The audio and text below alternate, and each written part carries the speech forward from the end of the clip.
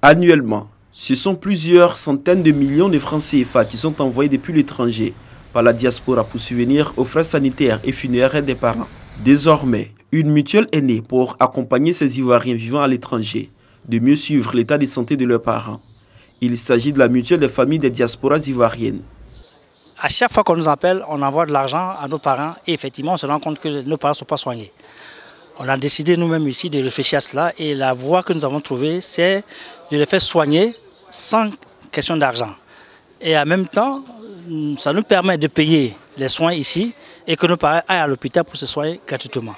Les Ivoiriens de l'étranger, les Ivoiriens du monde, cotisent entre 5 et 30 euros par mois pour protéger un parent qui est resté au pays, pour le risque d'hospitalisation chirurgicale et médicale. En plus de cela, en cas de décès malheureusement du parent resté au pays, eh bien le diaspora, l'Ivoirien de l'étranger, va avoir un billet d'avion immédiatement, aller-retour, pour aller au pays et pour aller aux obsèques.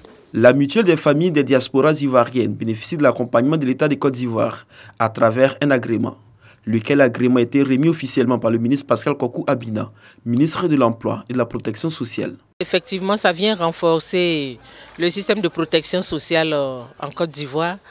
Parce que ces personnes qui cotisent ici et qui ont des bénéficiaires qui sont en Côte d'Ivoire, il va sans dire que le nombre de personnes couvertes par une assurance maladie sera beaucoup plus élevé. Le ministre Pascal Kokou Abina a saisi l'occasion pour inviter la diaspora ivoirienne à s'intéresser à cette mutuelle qui s'inscrit dans le cadre de la couverture maladie universelle. Avec l'assurance maladie qui va venir, qui va être généralisée, c'est le peuple. Ce sont les Ivoiriens et tous ceux qui vivent en Côte d'Ivoire qui auront la santé et pour impulser le développement, pour aller vers l'émergence comme le souhaite le président de la République.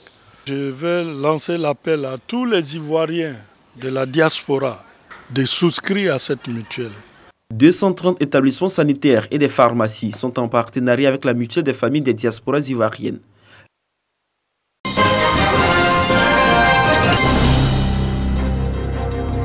Cette formation à la certification en audit interne des cadres du Trésor est assurée par le projet d'appui à la gestion économique et financière PAGEF.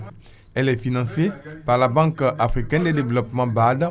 Objectif, renforcer les capacités opérationnelles du service d'audit et accroître le professionnalisme des auditeurs internes du Trésor. Nous avons à cœur de contribuer à la certification, à la qualification individuelle des auditeurs internes et puis après, nous préparer vers l'évaluation par des organismes certificateurs du service d'audit, de la division d'audit.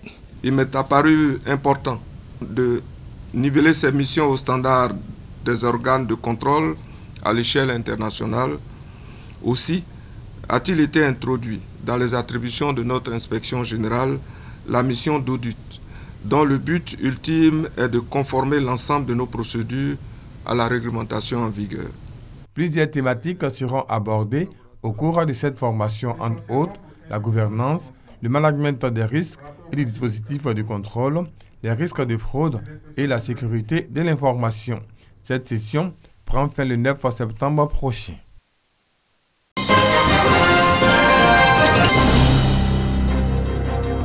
Le 18e forum de l'African Growth Opportunity Act, AGOA, ouvert du 4 au 6 août dernier à Abidjan, était une première pour la Côte d'Ivoire depuis la promulgation de cette loi américaine en 2000. Cet important événement a permis d'avoir tous les projecteurs du monde braqués sur la Côte d'Ivoire durant 3 jours. 36 pays sur les 39 éligibles étaient présents. 1100 participants ont pris part aux sessions et panels, dont 300 experts de la délégation américaine, ainsi que des membres de la société civile et du secteur privé. Les échanges ont été francs et directs entre les acteurs afin de trouver des solutions pour une meilleure implication des PME africaines. Lors des différentes sessions, les experts ont fait le point de la mise en œuvre de la stratégie nationale AGOA des pays éligibles en termes de diagnostic et d'insuffisance. En outre, il a été question de la nouvelle approche que les pays africains éligibles devraient adopter par rapport à l'optimisation de l'outil AGOA dans les 6 prochaines années. Tout au long des échanges, l'après-AGOA a été évoqué, notamment sur la nouvelle politique commerciale et d'investissement des États-Unis vers l'Afrique, avec de nouveaux instruments comme le BULT Act,